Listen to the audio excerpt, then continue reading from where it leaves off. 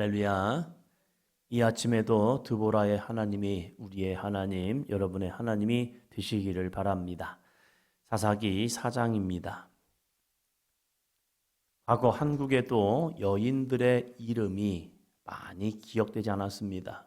저도 어렸을 때에 동네 여자분들, 어른들의 이름을 몰랐습니다.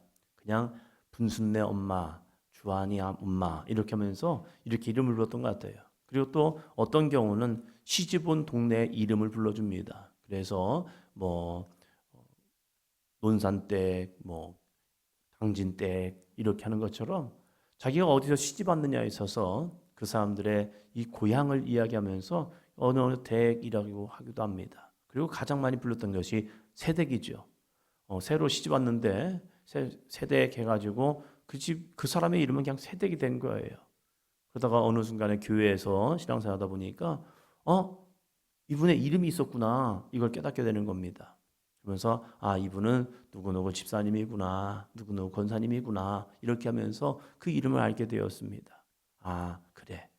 근데 왜 이름을 부르지 않고 그 집 아이의 이름을 부를까? 그래서 한 번은 생각해 봤습니다. 제가 누구누구 엄마 이렇게 불렀거든요. 저도. 왜? 그분의 이름이 그건 줄 알았으니까. 근데 나중에 보니까 그 이름이 저보다 훨씬 나이가 많은 누나의 이름이더라고요. 근데 제가 그 누나 이름을 부르면서 그냥 누구누구 막 이렇게 불렀던 것 같아요. 그러면서 제 안에 느꼈던 게 그거예요. 왜 여자분들이 이름을 부르지 아니하지?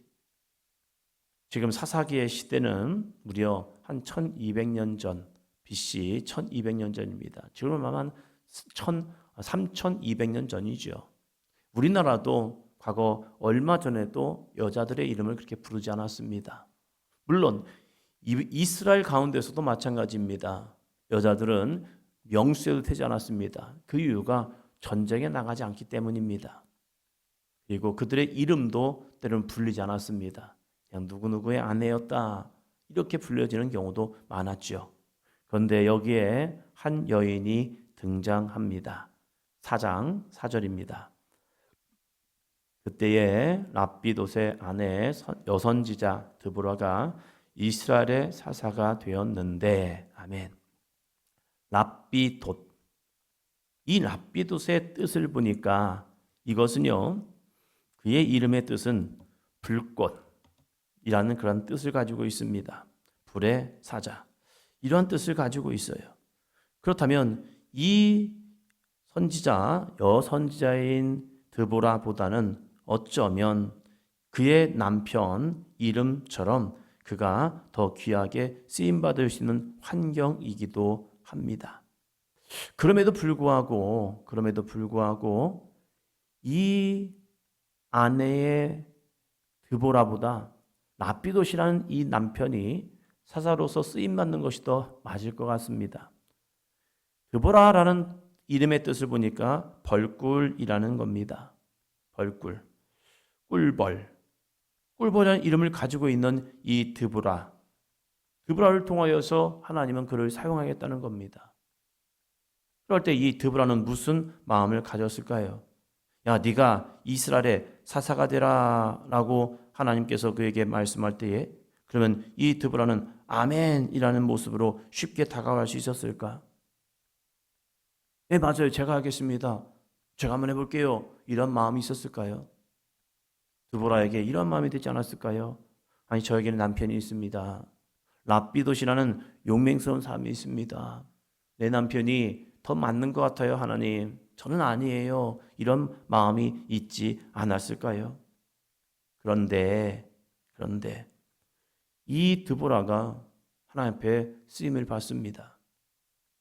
놀라운 결단이죠. 지금도 한국 사회는 남편보다 아내들이 앞선다는 그것이 결코 좋아하는 모습은 아닌 것 같습니다. 내 남편이 더 잘 되기 원하고, 내 남편이 더 훌륭하게 되기 원하고, 내 남편이 사람들에게 명성을 얻기 원합니다.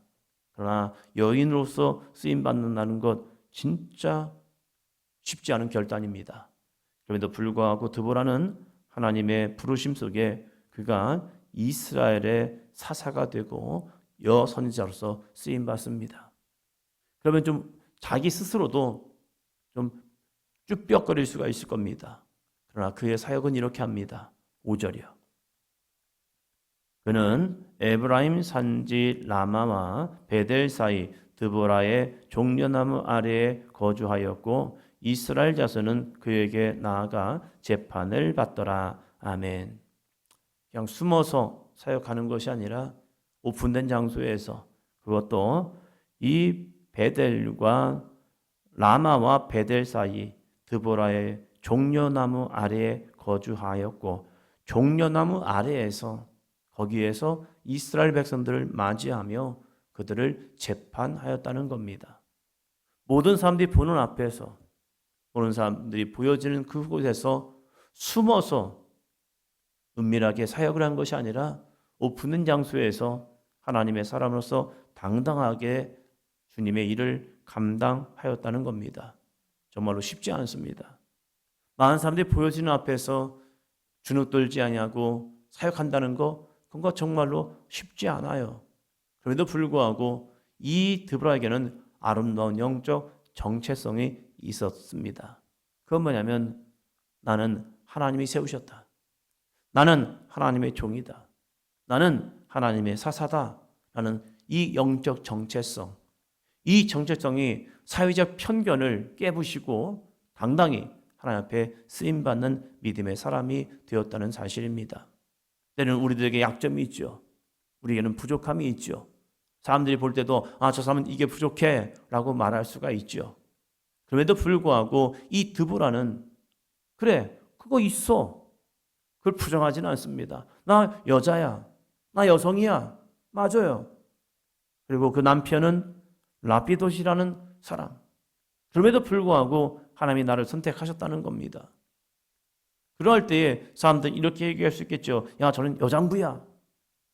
좋은 말입니까? 저는 여정부 같아. 그렇게 썩 좋은 말은 아닌 것 같아요. 그럼에도 불구하고 아니야. 그래. 나 여장부다. 나 하나님의 사사다. 이 마음을 가지고 오픈된 장소에서 많은 사람들이 주님께 그에게 오는 것, 오지 마세요. 저한테 오지 마세요. 이런 것이 아니라 당당하게 자기에게 맡겨진 귀한 사역을 감당합니다. 그에게 또 이러한 귀한 하나님의 또 다른 부르심이, 그를 통한 부르심이 있습니다. 6절이요. 드보라가 사람을 보내어 아비노함의 아들 바락을 납달리 게데스에서 불러다가 그에게 이르되 이스라엘의 하나님 여호와께서 이같이 명령하지 아니하셨느냐? 너는 납달리 자손과 스불론 자손 10,000명을 거느리고 다볼 산으로 가라. 아멘. 드보라가 자기는 지금 어느 지파 사람입니까? 에브라임 산지라는 거예요. 그러면 에브라임 족속의 아내이겠죠. 그런데 이 드보라에게 납달리 게데스에서 바락을 부릅니다. 그러면 이 바락은 납달리 자손이겠죠. 자기 지파 사람도 아니에요. 자기 족속 사람도 아닙니다. 그럼에도 불구하고 이 납달리 게데스에 살고 있던 바락을 불러다가 전쟁을 명합니다. 너는 납달리 자손과 스불론 자손 10,000명을 거느리고 다볼산으로 가서 야빈의 군대 장관 시스라와 그의 병거들과 그의 무리들을 기송강에서 이끌어내어서 싸워라.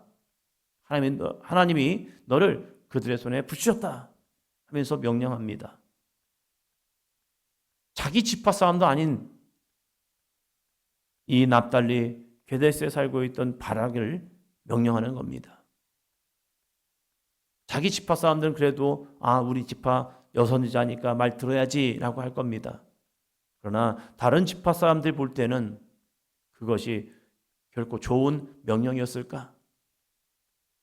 이 드보라의 입장에서 우리 지파 사람들, 우리 주변의 사람들, 그 사람들을 내가 재판하고 내가 사사로서 쓰임받습니다 라고 할 때에 다른 지파 사람들이 나의 말을 들을까? 이런 염려도 하지 않습니다. 그죠? 하나님이 나를 세우셨다는 이 믿음의 영적 정체성을 가지고 이 드보라는 우리 족속이든지 아니면 다른 족속이든지 상관없어요. 하나님이 나를 부르시고 하나님이 나에게 명령하신다면 그저 아멘이라는 거룩한 순종의 삶으로 살아가고 있습니다. 우리들의 신앙의 모습도 이 드보라 같은 믿음의 모습이 되었으면 좋겠어요. 하나님이 나를 부르심에 순종하고 다른 사람 눈치 보는 것이 아니라 하나님이 나를 부르심에 있어서 아멘, 아멘. 왜요? 하나님이 나를 그 그릇으로 만드셨기 때문입니다.